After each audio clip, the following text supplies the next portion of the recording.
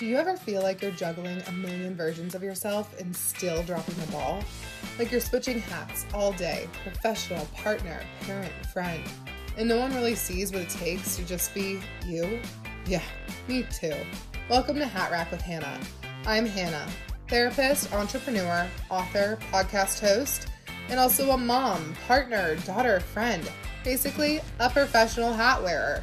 I created this space where you don't have to minimize what you're carrying or rush past it, because the truth is, you can have big dreams and feel overwhelmed by the roles it takes to hold them.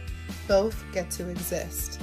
Here we slow it down, call it what it is, take some hats off, and figure out what actually belongs in your rack. So take a deep breath. You can set something down here, and let's get into it. Welcome back, Hatrack with Hannah listeners. I am so excited to bring the questions that I've been getting from y'all to the pod. So let's get into it. And these are questions on aligned entrepreneurship. And so that will be fun to dive in. So our first question is from Amanda in Nevada. Hey, Amanda. How do I know if I'm making business decisions from alignment or fear? Ooh. That's a really good one. So I would start by challenging this idea. Alignment does not mean making decisions without fear by any means. Fear will probably be present, especially when you're building something. So the question isn't, am I afraid? Is fear driving the decision, or am I able to hear my values and intuition alongside fear?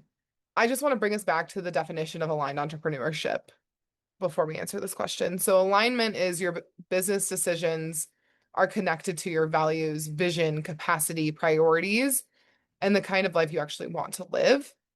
It doesn't always mean the easiest or most comfortable choice. Sometimes an aligned decision is actually the scarier one. For example, saying no to an opportunity because it doesn't fit your capacity, or raising your prices even though you're afraid people won't pay, walking away from something that looks successful on paper but feels wrong. So back to your question, Amanda. Fear-based decision-making can look like a lot of shoulds. I should say yes because this is a great opportunity. Everyone else is doing this, so I should. If I don't take this client, someone else will. I need to make money right now. I need to prove myself. What if people think I'm not successful? What if I miss out? What if I slow down and everything falls apart? So fear often creates this urgency or sense of urgency where everything feels like it has to happen right now, and you feel pressured to decide immediately. You're making decisions to avoid a feared outcome rather than move towards what you actually want. So I really want to challenge you, Amanda, to bring in the nervous system when we're evaluating this. And I want you to instead ask, what does my body feel like when I'm making the decision?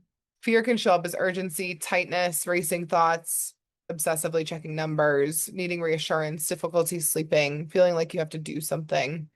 But alignment might feel like grounded, clear, spacious, calm, even if nervous, connected to your values, and like you can breathe while considering the decision. So going back to your question, how do I know if I'm making a business decision from alignment or fear? Are you feeling this urgency? Are you feeling any of those things? Or are you feeling grounded and clear? An important nuance here is that calm doesn't automatically mean alignment. Anxiety doesn't automatically mean something is wrong. Your body is giving you information. And so it's not necessarily the final answer, but you really want to tune in with your nervous system. I would also dig a few layers deeper and ask, what am I afraid of? Because if we don't know what we're afraid of, then your decisions damn well could be coming from fear, right? But get underneath this decision, and is the fear losing money or disappointing someone, being judged, failing, succeeding, being visible, outgrowing people, changing your identity, having to become someone you don't want to be? Sometimes we're not afraid of the decision. We're afraid of what the decision means about us. So this is also a space to get really clear about why we're caring about that perception and how much we want to invest there. So I want us to do an activity together to help evaluate your question, Amanda. I want you to make two separate columns. And in one column, I want you to label it what I know, so facts. In the second column, I want you to name what I'm afraid might happen. So we're separating the facts from the fear. In the what I know column, I want you to write the numbers, the opportunity, the actual risk, factually based, the actual timeline, and what I have capacity for. Second column, I want you to write what I'm afraid might happen. So everyone will leave. I'll fail. People won't take me seriously. I'll never get another opportunity. I'll regret this. And this can help distinguish information from projection. So in the what am I afraid might happen column, if it starts to bleed into your what I know column or your factual column, I think that's really important to note. But you want to make sure when you're making this decision that you acknowledge all of your fears because that's a part of the work, but that they're very separate from the decision that you're making. And I know that's a hard space to be in because I think it's one where they're easy to combine, but I want us to try and separate them a little bit. Actually, a lot bit. I want us to separate them. And then I want you to go back to our alignment questions. Before making major business decisions, I would still ask, would I still want this if I wasn't afraid of missing out? Would I choose this if nobody knew about it? Does this support the business I actually want to build? Does this fit within my current capacity? Am I saying yes because I want it or because I want to prove something? That one's hard. Does this move me toward my values or away from discomfort? What does my body feel when I imagine saying yes and no? And what would I choose if I trusted another opportunity could exist? This also brings up the conversation, Amanda, of aligned risk. And it's really important for entrepreneurship, but alignment isn't always conservative. And sometimes fear says stay where it's safe, but alignment says this is scary, but this is actually what I want. And so there is a big risk sometimes in the things that are aligned. For example, launching the thing, right? Hiring someone, leaving a job, investing in the business, becoming more visible, saying no to lucrative but misaligned opportunities. Alignment is not risk-free at all. But if it aligns with you and it feels like a driver for you, don't ignore that either. Just evaluate the risk from your aligned space versus fear-based space. Another question I would ask is which decision allows me to respect myself 6 months from now? So a little future casting. If I am going to make this decision, will I respect it in 6 months? And if the answer is yes, then it could be from a very aligned place. And if the answer is no, maybe that is a fear-based space. And I want to name that this question is not which decision makes me look successful or happy or eliminates fear, because that's not what we're evaluating. But asking which decision feels most consistent with the person and business I'm trying to build. I also want to bring this back to self-abandonment. Sometimes fear-based entrepreneurship looks like self-abandonment disguised as ambition. So we're overcommitting, undercharging, saying yes to everything. So I want you to ask, am I building a business that supports my life, or have I built a life that supports my business? I know. But when we're in alignment, your business is supporting the life that you want to have, not the other way around. So in closing, Amanda, you don't need to wait until you're completely fearless to make this decision. You do not need 100% certainty. You need enough connection with yourself to hear what is underneath that fear. The fear says, what if this doesn't work? Alignment says, even knowing it might not work, it's still something I believe in and want to pursue. So I think one of the biggest shifts in aligned entrepreneurship is realizing that fear doesn't have to disappear before you make a decision. The goal isn't to become fearless. It's to become connected enough with yourself that fear isn't the only voice in the room. So, Amanda, I hope that helps.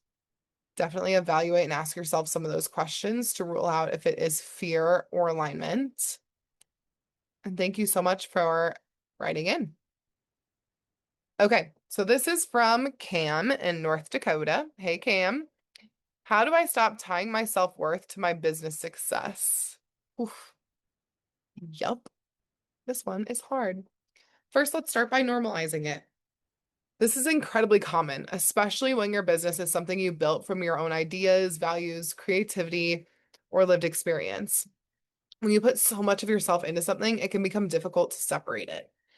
my business isn't doing well from I'm not doing well, right?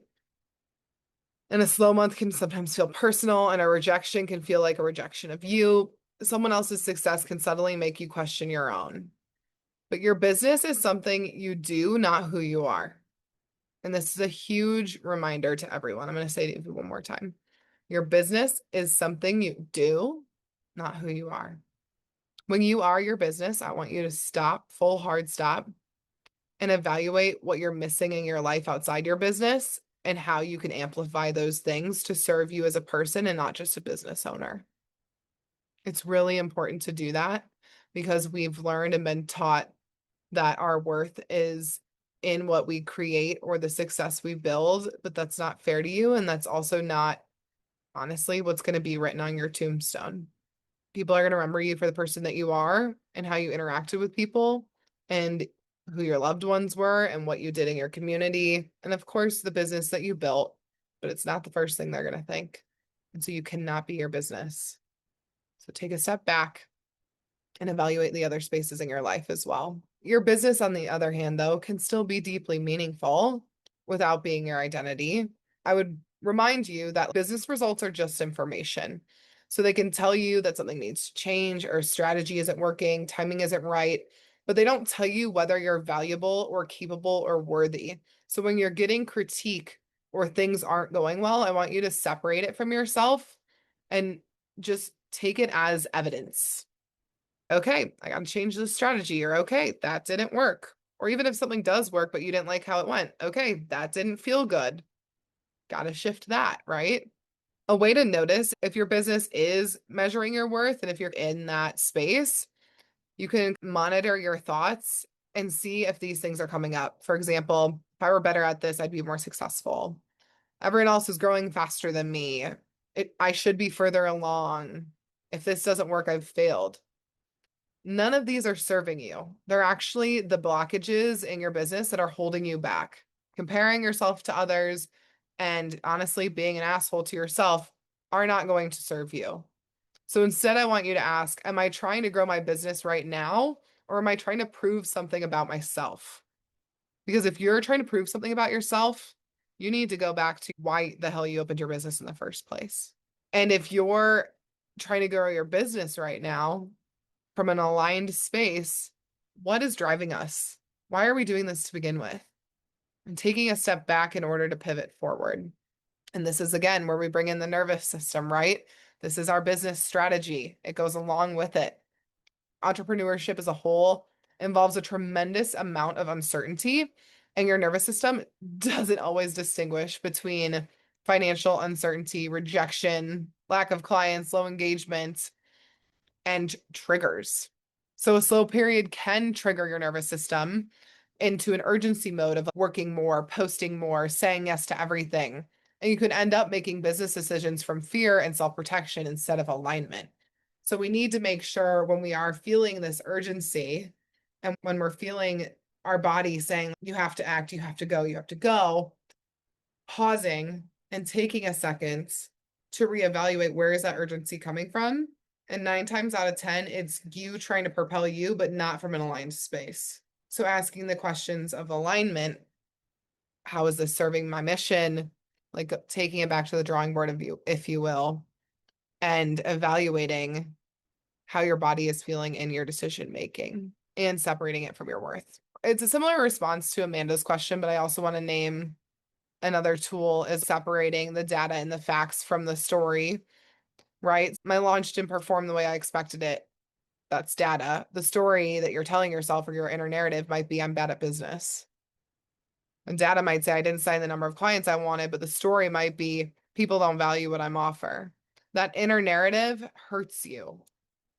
And we don't want to ignore the data, but we don't want the data to turn into judgment about yourself or this inner narrative that makes you pivot to making decisions from a misaligned place. So just being aware of that and separating data from what's actually happening, just like we were separating for Amanda, fear from the decision. When I say taking it back to the drawing board, I also would really urge you to create a definition of success that isn't solely financial.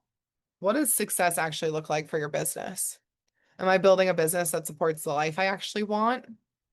Do I like the way I'm building it? Does it allow me to have relationships and a life outside work? Am I proud of how I treat people? Am I doing meaningful work? Am I building sustainability instead of just chasing growth? Revenue does matter, but it can't be the only measurement. So let's get very clear on how you define success in your business outside of the revenue flow. So when I say go back to the drawing board, that's what I mean, to find alignment in why you're making the decisions that you're making. I also want to urge you to remember hat rack with Hannah, right? Your business is one hat on your rack, and it should never be the whole rack. You should never have one hat, right? It's one role that you're wearing. You're also a friend, could be a partner, could be a parent, a community member, creative. You wear all these other hats. So if your business has a difficult season, you're still a whole person, and I want you to lean on the other roles in your life to serve you until you get out of that difficult season. That's the best part of wearing multiple hats, is that we have the ability to tune in and out when it serves us. This is also where we're going to practice separating identity from outcome. Instead of my business succeeded, therefore I'm successful, I want you to try on my business had a successful season and I'm really proud of the work I did. So we're going to change that inner critique narrative into something that serves you, but not something that's toxically positive, because we're not here for that either. But I want you to start to affiliate your successes or your outcomes and then reframing them into what serves you. Instead of my business isn't growing, so I'm failing, I want you to reframe it to something about my current strategy isn't working, and I can learn from that. We're changing our inner narrative, and it seems like such a tiny shift, but it's the shift that can keep us in a space of misalignment versus alignment. Another example, my business succeeded, therefore I'm successful. Instead, I want you to reframe to my business had a successful season, and I'm really proud of the work that I did to make that happen. So acknowledging that. Give yourself permission to have seasons. This is a huge point when we are tying our worth to our business, is every business has seasons. And that's okay because growth isn't linear. But some seasons are about expansion and learning and rebuilding and rest and figuring out what you don't want anymore. But when we're not labeling it as a season of those things, growth can feel like a criticism, or rebuilding can feel like coming back from failure. But really, these are just normal business seasons. And so let's normalize and give yourself permission to feel through those and actually allow those in your business. Honestly, the growth moments are where we thrive. We might not feel like we're thriving, but we thrive most and learn most in order to realign with our business the best. So allowing for that instead of being in this space of I'm regrowing, which means I'm failing, can really feel better. And just a deeper alignment question I want you to ask. So instead of constantly asking, how successful am I want you to reframe and ask, is the business I'm building actually supporting the person I want to be? And that can, honestly, that question could be your golden thread and something that you always come back to, along with your aligned definition of success outside of the financial piece. Those two things can really help us, and our reframes can really help us to remove our worth from our business. I think this is one of the hardest parts of entrepreneurship, because when you're building something that's deeply connected to you, it can feel like every number is a reflection of you. But your revenue is not your worth. Your follower count is not your worth. A launch that didn't work isn't a reflection of your intelligence. And someone saying no doesn't mean you're not valuable. Your business is something you're building. It is not a measurement of who you are. And during building seasons, there is growth and learning, and that doesn't mean failure. And maybe part of aligned entrepreneurship is learning to care deeply about the work without making the outcome responsible for how you feel about yourself. I hope that breaks it down for you, Cam. I know that was a lot, but this is one of my favorite topics to discuss.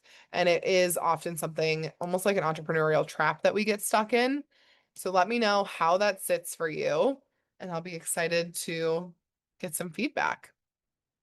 Okay, our next question is from Lydia from New York. Hey, Lydia. What does aligned success actually look like?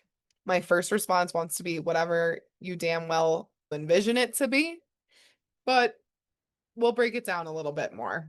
So, what does aligned success actually look like? What we're taught it looks like is more money, clients, followers, bigger teams, more visibility, more opportunities, constant growth. But more isn't automatically better. So, what if you can be successful on paper and still feel completely disconnected from your life? It happens all the time. Success becomes problematic when the definition comes from everyone else's expectations instead of your own values. So, I want to define aligned success real quick. To me, aligned success is not about having the perfect business or life. It's about creating success that is a relationship with who you are, what you value, and the life you actually want to live. It asks, what do I want? Why do I want it? What am I willing to sacrifice? And what am I not willing to sacrifice to get it? Alignment is less about making everything easy and more about reducing self-abandonment. So your success has to include your whole life. Coming back to the hat rack with Hannah metaphor, right? Like the hat rack. Your business is only one hat. It shouldn't require you to take off every other hat permanently. And aligned success leaves room for your relationship hat, your family hat, your health hat, rest, creativity, community, being a whole person outside of work. So to me, aligned success includes all the hats that you're wearing. So I would ask yourself, what's the point of building a business that's successful if you don't have a life you actually want to live? And I want to bring in the mind body connection. Yes, your nervous system strategy here. Your body often tells you when something is no longer sustainable for you before your mind is willing to admit it. And this is because of so many learned behaviors that we have and what success actually means, right?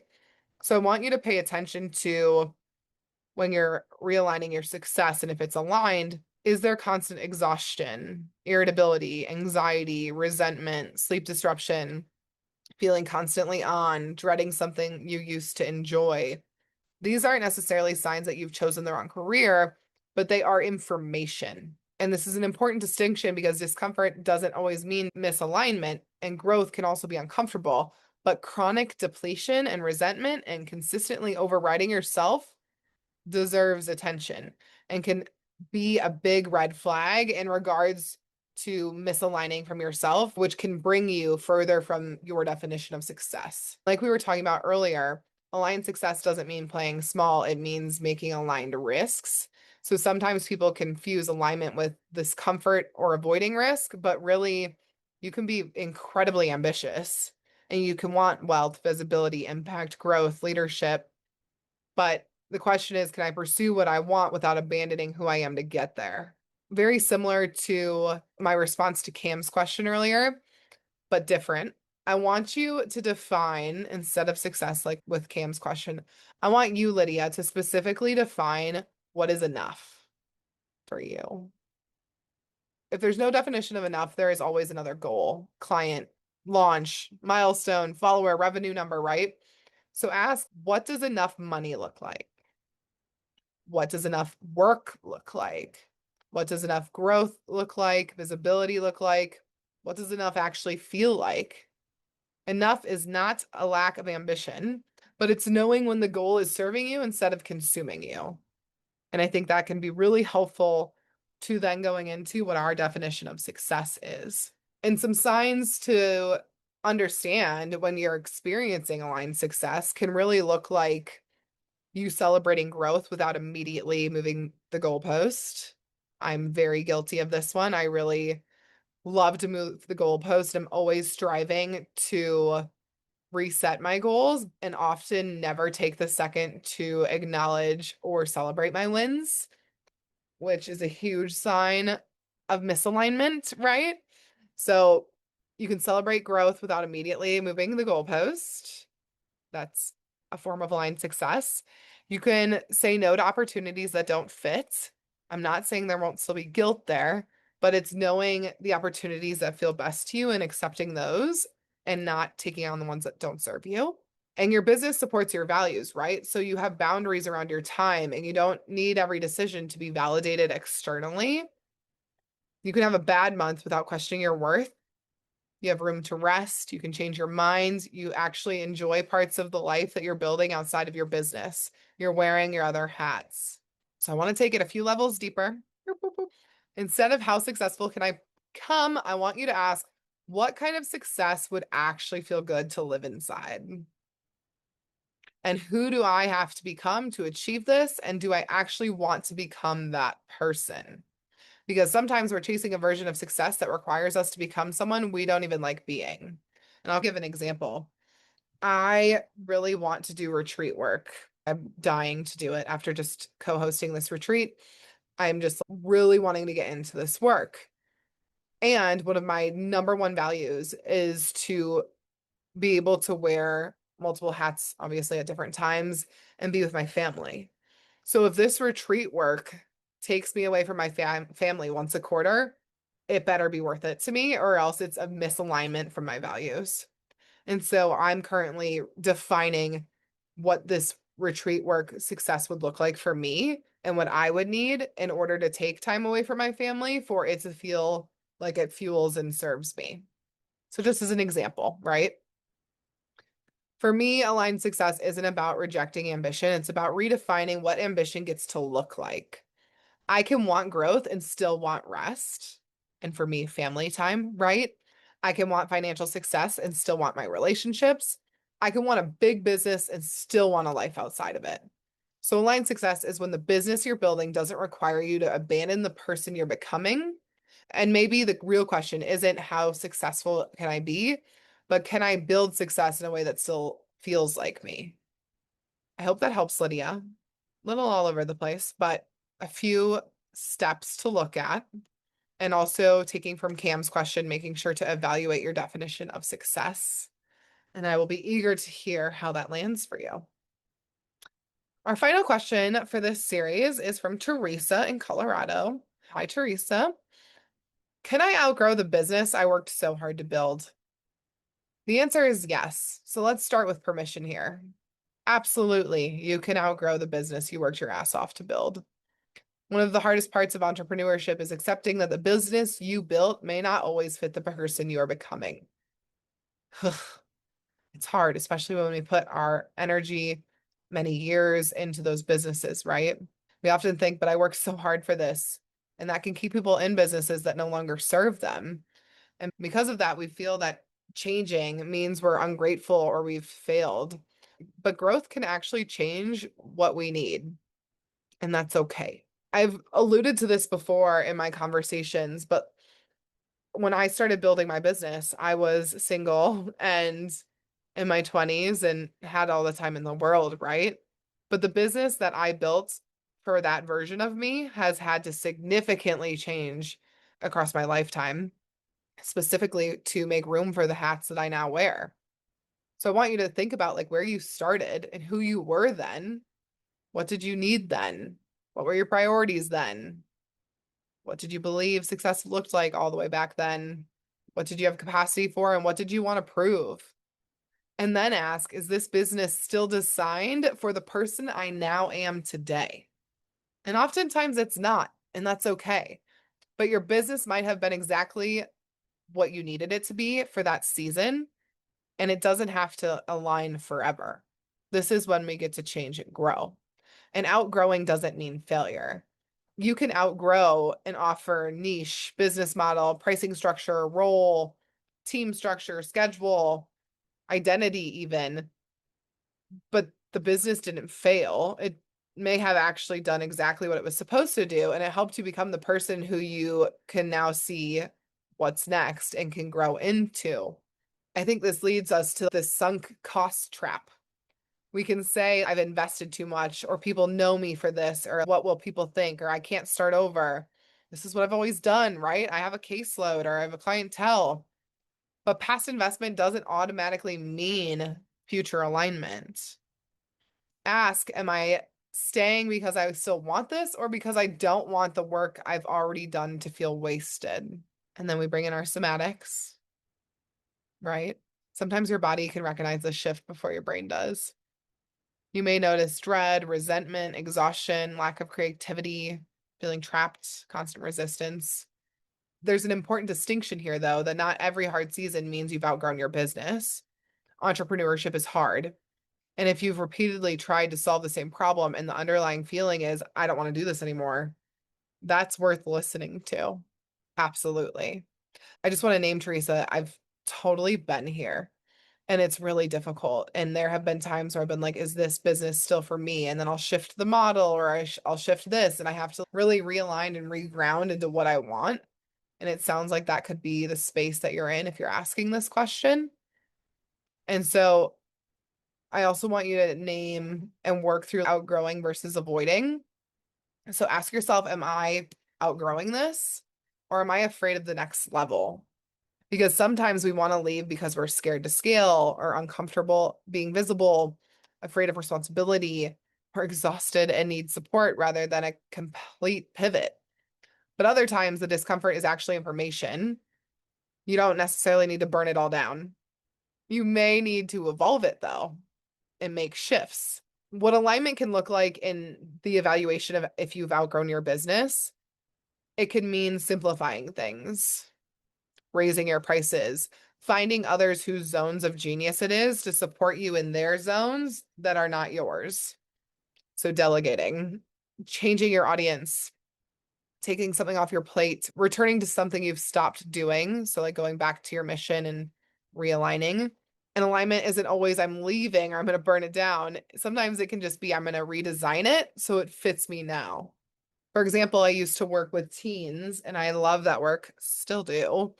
But I primarily now work with couples, new parents, right? I've always worked with suicidality amongst the age span because that's just something that is amongst the age span. But I used to see 90% teens, and now I definitely don't. And I see many more couples and people in their perinatal phases of their life. And that's just what I've developed in and what I've started working with from my own experiences too. And that's okay. It's a growth space. And I redesigned it so it fits me now. Still same principles, but different. And I'm not burning it all down. I'm just shifting. And that's okay. I want you to give yourself permission to grieve. And this piece is important, but you can be excited about what's next and grieve what you're leaving behind. Like the old identity, clients, version of yourself who built it, the dream you originally had, the amount of effort you invested. You don't have to make the past wrong to choose something different. I can be grateful for what this business gave me and still recognize that I don't want to carry it forward in the same way.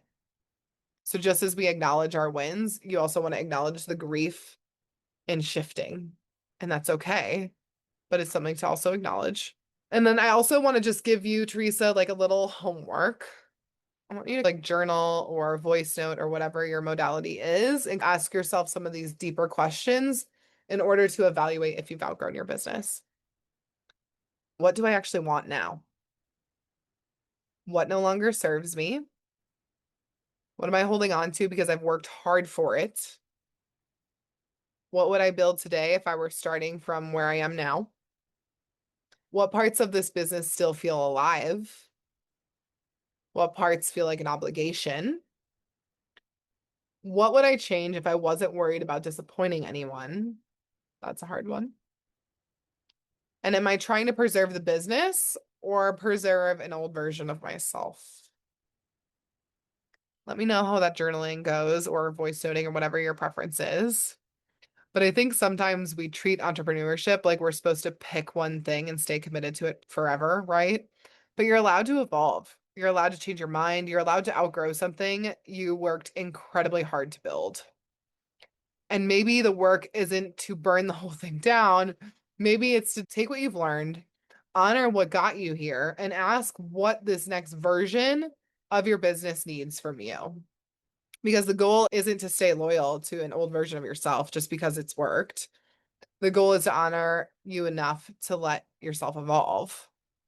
You don't have to abandon what you built. You get to decide what comes with you into the next season. Thank you so much, Amanda, Cam, Lydia, and Teresa for your submissions. I really appreciate them, and I appreciate how vulnerable you are in working through this aligned entrepreneurship journey. If anyone else has Hatrack submissions they would like to send in, please send them my way. I would love to see them. Also, just a reminder that we are currently still in our alignment challenge. I will be going live today with some feedback and answering some of those questions myself, but I can't wait to hear how that's been feeling for everyone and what that work has looked like for y'all. If this hits home for you, please share the pod, send in a hat rack submission, share our Insta, and DM me and get connected with me. I appreciate y'all and thank you so much for tuning in today. Hope you have a great rest of your week.